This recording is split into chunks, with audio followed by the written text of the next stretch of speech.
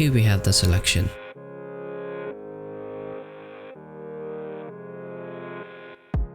Stay on background layer. Go to layer, new, layer via copy.